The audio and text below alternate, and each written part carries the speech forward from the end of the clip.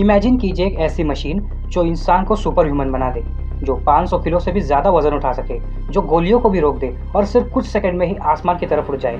सुनने में science fiction लगता है, लेकिन क्या इसके पीछे की इंजीनियरिंग भी फिक्शन है? पिछली वीडियो में हमने जाना था आर्क रिएक्टर के बारे में और कुछ कॉम्पैक्ट एनर्जी सोर्सेस के बारे में। एक ऐसा पावर सोर्स जो आयरन मैन के सूट का दिल है। लेकिन सिर्फ एनर्जी होना काफ़ी नहीं होता। अगर आपके पास दुनिया का सबसे बड़ा और पावरफुल इंजन भी हो, लेकिन उसे चलाने के लिए आपके पास कोई मशीन ना हो, तो उस एनर्जी का कोई मतलब नहीं होता। तो आज हम देखेंगे कैसे टोनी स्टार्क ने एक भारी धीमा मेटल आर्मर लेकर उसे दुनिया का सबसे एडवांस फ्लाइंग एक्सोस्केलेटन बना दिया था। Welcome to the real engineering behind the Iron Man armour. देखिए, हर मास्टरपीस की शुरुआत परफेक्ट कभी नहीं होती। टोनी स्टार्क का पहला सूट मार्क 1 देखने में एक चलती फिरती मेटल फैक्ट्री जैसा लगता है, लेकिन इंजीनियरिंग की दुनिया में इसे अंडर एस्टिमेट करना सबसे बड़ी गलती होगी। सोचो, एक आदमी अपनी जान बचाने के लिए गुफा में है, ना कोई मॉडर्न लेबोरेटरी, ना कोई सीएनसी मशीन, ना कोई एरोस्पेस फैक्ट्री, और उसके पास था क्या? सिर्फ स्क्रैप मेटल्स, बेसिक टूल्स और बचने का प्रेशर। इसी सिचुएशन में टोनी एक फंक्शनल पावर्ड आर्मर बना देता है। इस सूट का फ्रेम थिक स्टील प्लेट से बना था। स्टील बहुत स्ट्रांग होता है, लेकिन बहुत ज़्यादा हैवी भी होता है। वजन इतना ज़्यादा था कि सिर्फ इंसान की मसल से इसे चलाना ऑलमोस्ट इम्पॉसिबल था। इसीलिए आर्मर के अंदर मोटर, गियर्स और हाइड्रोलिक सिलेंडर्स लगाए गए थे, जो टोनी की मूवमेंट को एक मैकेनिकल फोर्स में कन्वर्ट कर रहे थे। तो रिजल्ट क्या मिला? सूट चल तो सकता था, लेकिन बहुत धीरे, हर स्टेप में वाइब्रेशन, हर मोमेंट में देरी और एनर्जी कंजम्पशन बहुत ही ज़्यादा। अब यहाँ आती है एक इंटरेस्टिंग बात। आयरन मैन का सूट टेक्निकली एक रोबोट नहीं है। इसको रोबोट कहना गलती हो सकती है। ये एक पावर्ड एक्सोस्केलेटन है। एक्सोस्केलेटन का मतलब एक ऐसी मशीन जो इंसान के बॉडी के बाहर पहनी जाती हो और वो इंसान की स्ट्रेंथ को बढ़ा देती हो। आज भी मिलिट्रीज और इंडस्ट्रीज पावर्ड एक्सोस्केलेटन्स पर काम कर रही है। इनका पर्पस है हैवी वेट उठाना, सोल्जर्स का लोड कम करना और वर्कर्स की बॉडी पर स्ट्रेस रिड्यूस करना। यानी आयरन मैन का बेसिक कॉन्सेप्ट ऑलरेडी दुनिया में एग्जिस्ट करता है। बस प्रॉब्लम यह है कि जो रियल एक्सोस्केलेटन्स है ये अभी भी बहुत हैवी है, लिमिटेड बैटरी पर चलते हैं और टोनी स्टार्क के सूट्स जितने फास्ट नहीं है। टोनी को समझ आ गया था कि प्रॉब्लम एनर्जी की नहीं है, प्रॉब्लम मूवमेंट की है। अगर सूट को इंसान की बॉडी का एक्सटेंशन बनाना है तो उसकी स्पीड भी मसल जितनी फास्ट होनी चाहिए। इसलिए मार्क 2 में सब कुछ रीडिज़ाइन किया गया था। हैवी मैकेनिकल जॉइंट्स की जगह आए compact actuators, better hydraulic system और लाइटवेट एरोस्पेस मटेरियल्स। अब आर्मर सिर्फ चल नहीं रहा था, आर्मर टोनी के साथ मूव कर रहा था। ये तो सिर्फ शुरुआत थी, क्योंकि अगला चैलेंज था एक ऐसे आर्मर को हवा में उड़ाना जिसका वजन एक छोटी मोटरसाइकिल जितना हो। एक आर्मर बनाना मुश्किल था, लेकिन उस आर्मर को इंसान के बॉडी का एक्सटेंशन बनाना वही असली इंजीनियरिंग थी। सोचिए, अगर हर बार हाथ उठाने में आधा सेकंड भी लेट हो जाए तो आर्मर ना फाइट कर पाएगा ना उड़ पाएगा।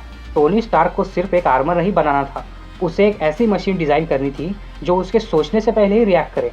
और यही शुरू होती है माइक्रो हाइड्रोलिक्स की कहानी। आर्मर का हर मूवमेंट सिर्फ मोटर से पॉसिबल नहीं था। ह्यूमन बॉडी के जॉइंट्स बहुत ज़्यादा स्मूथली और कंटिन्यूसली मूव करते हैं। अगर सिर्फ इलेक्ट्रिक मोटर्स यूज़ किए जाए तो हर जगह उन्हें फिट करना बहुत ज़्यादा डिफिकल्ट हो जाएगा। इसीलिए इंजीनियर्स हाइड्रोलिक एक्चुएटर्स का कॉन्सेप्ट यूज़ करते हैं। हाइड्रोलिक सिस्टम पास्कल्स लॉ पर काम करता है। साधारण भाषा में देखें तो जब किसी एनक्लोज लिक्विड पर प्रेशर लगाया जाता है तो वो प्रेशर हर डायरेक्शन में इक्वली ट्रांसफ़र हो जाता है। और इसी प्रिंसिपल की वजह से क्रेन्स, जेसीबी अपने साइज से कई गुना ज़्यादा वजन उठा लेते हैं। आयरन मैन आर्मर में भी इसी आइडिया का बहुत कॉम्पैक्ट फॉर्म में यूज़ किया गया है। कोहनी, घुटना, कंधा और उंगलियां, इन सब के अंदर मिनिएचर एक्चुएटर्स और फ्लूइड चैनल्स का नेटवर्क हो सकता है। जब टोनी अपना हाथ मूव करता है, सेंसर मूवमेंट को डिटेक्ट करते हैं। कंट्रोल कंप्यूटर्स मिली सेकेंड में कैलकुलेशन करता है और फिर ये सब प्रेशराइज्ड हाइड्रोलिक फ्लूइड एक्चुएटर्स तक पहुंचता है। रिजल्ट क्या मिला?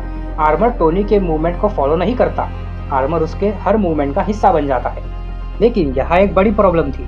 हाइड्रोलिक सिस्टम पावरफुल ज़रूर होते हैं, लेकिन लाइट वेट नहीं होते। हर एक्चुएटर्स के साथ पंप चाहिए, प्रेशर लाइन चाहिए, वॉल चाहिए, हाइड्रोलिक फ्लूइड चाहिए और सबसे इम्पोर्टेंट लीक प्रूफ सीलिंग चाहिए। अगर हाई प्रेशर लाइन डैमेज हो जाए तो एक्चुएटर्स इंस्टेंटली पावर लॉस कर सकता है। इसी वजह से मॉडर्न एयरक्राफ्ट और इंडस्ट्रियल मशीन में हाइड्रोलिक मेंटेनेंस बहुत ज़्यादा इंपॉर्टेंट होती है।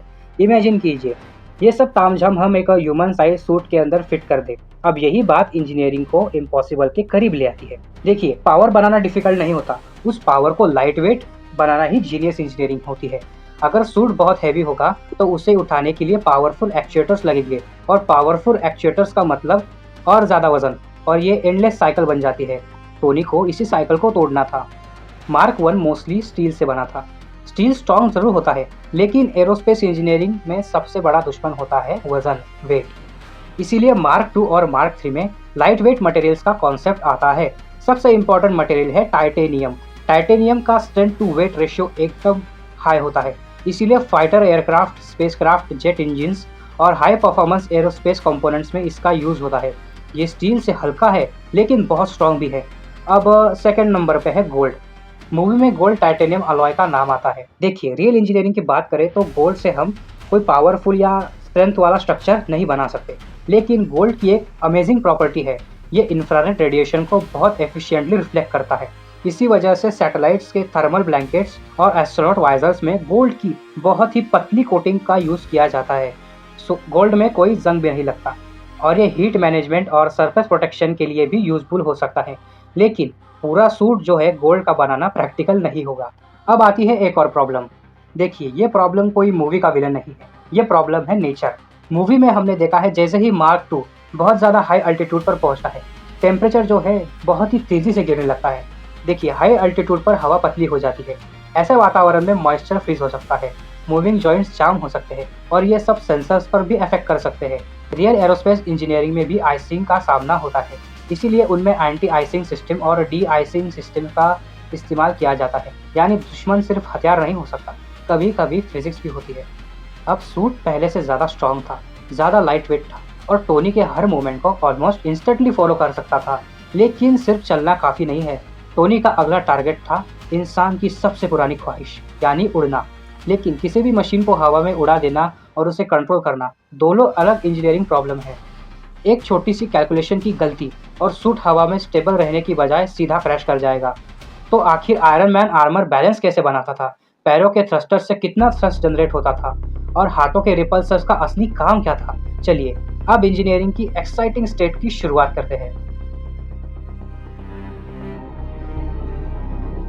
हजारों सालों से इंसान का एक ही सपना रहा है, बिना पंखों के उड़ना। लेकिन ग्रेविटी किसी की नहीं सुनती।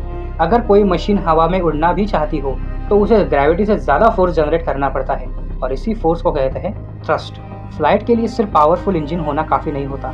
एक एयरक्राफ्ट को हवा में रहने के लिए लिफ्ट, थ्रस्ट, ड्रैग और वजन, इन चार फोर्सेस के बीच परफेक्ट बैलेंस बनाना पड़ता है। आयरन मैन सूट विंग्स का यूज़ नहीं करता, यानी इसमें पंख नहीं लगे हैं। आयरन मैन आर्मर में कोई पंख नहीं लगे हैं। मूवी के हिसाब से सूट के पैरों और हाथों में हाई पावर थ्रस्टर्स लगे होते हैं। ये थ्रस्टर्स नीचे की तरफ हाई स्पीड एक्सॉस्ट निकालते हैं और न्यूटन के तीसरे कानून के हिसाब से every action has an equal and opposite reaction. जितनी फोर्स एग्जॉस्ट से नीचे की तरफ जाएगी उतनी ही फोर्स आर्मर को ऊपर ढकेलने की कोशिश करेगी। इसी प्रिंसिपल पर रॉकेट्स भी काम करते हैं, यानी आयरन मैन का उड़ना हेलीकॉप्टर से कम रॉकेट के कॉन्सेप्ट के ज़्यादा करीब है।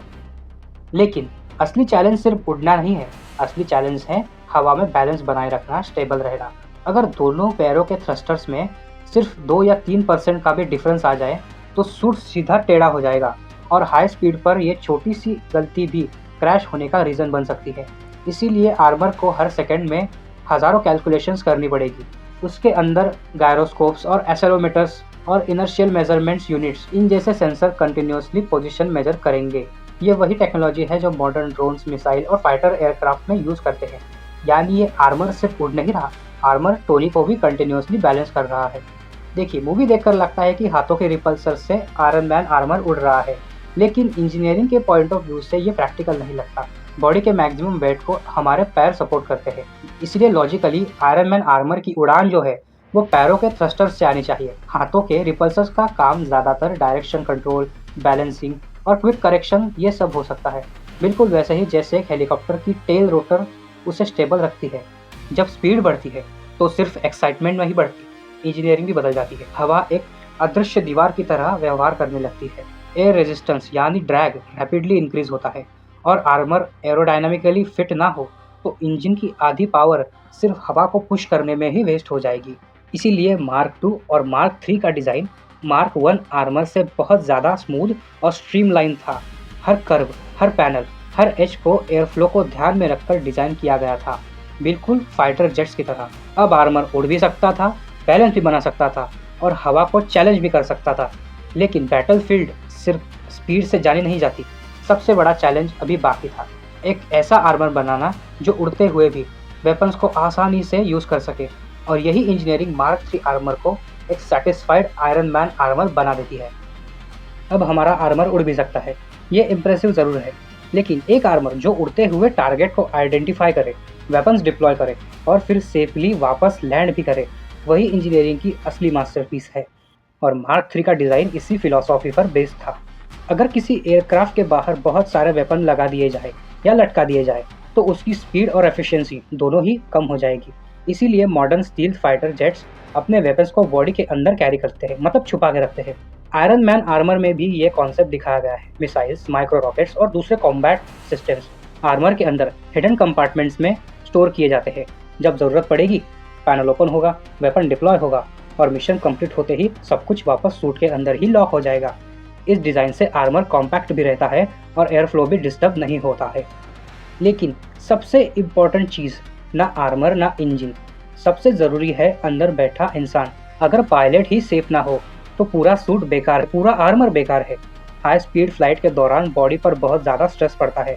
रैपिड एक्सेलरेशंस, अचानक ब्रेक लगा देना, मतलब अचानक रुक जाना, और मान लीजिए आप बहुत तेज़ी से जा रहे हो और आपको किसी दिशा में मुड़ना हो, यानी शार्प टर्न लेना हो, ये सब बॉडी को फिजिकली अफेक्ट करते हैं।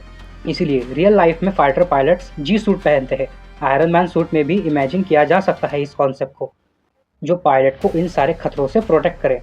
और हेलमेट के अंदर एक हेड्स अप डिस्प्ले यानी HUD continuously speed, altitude, armour status और वार्निंग्स दिखाता रहेगा। बाकी एडवांस एआई सिस्टम। अब सबसे बड़ी बात, क्या आज हम आयरन मैन आर्मर बना सकते हैं? जवाब है हाँ भी और नहीं भी। पावर्ड एक्सोस्केलेटन्स ऑलरेडी एग्जिस्ट करते हैं। टाइटेनियम और कार्बन फाइबर जैसे एडवांस मटेरियल्स हमारे पास है। जेट इंजिन्स और रॉकेट टेक्नोलॉजी भी अवेलेबल है। AI भी हर साल स्मार्टर होता जा रहा है। लेकिन इस पूरे तामझाम को एक ह्यूमन साइज्ड आर्मर में फिट करना और उसे लाइटवेट बनाना, सेफ बनाना और उससे फ्रीली हवा में उड़ाना, ये आज भी इंजीनियरिंग की सबसे बड़ी चैलेंजेस में एक है। यानी आयरन मैन इम्पॉसिबल नहीं है, बस अभी इनकम्प्लीट है। हर बार हम आयरन मैन को देखते हैं तो हमें लगता है कि हम साइंस फिक्शन देख रहे हैं, लेकिन सच ये है कि हर फिक्शनल टेक्नोलॉजी के पीछे कहीं ना कहीं रियल साइंस जरूर छुपी होती है, रियल इंजीनियरिंग ज़रूर छुपी होती है। और शायद इसी वजह से आयरन मैन एक सुपर हीरो नहीं, इंजीनियरिंग स्टूडेंट्स के लिए एक इंस्पिरेशन भी है। तो आज हमने समझी आयरन मैन आर्मर के पीछे की असली इंजीनियरिंग, लेकिन उस आर्मर का असली दिमाग जार्विस।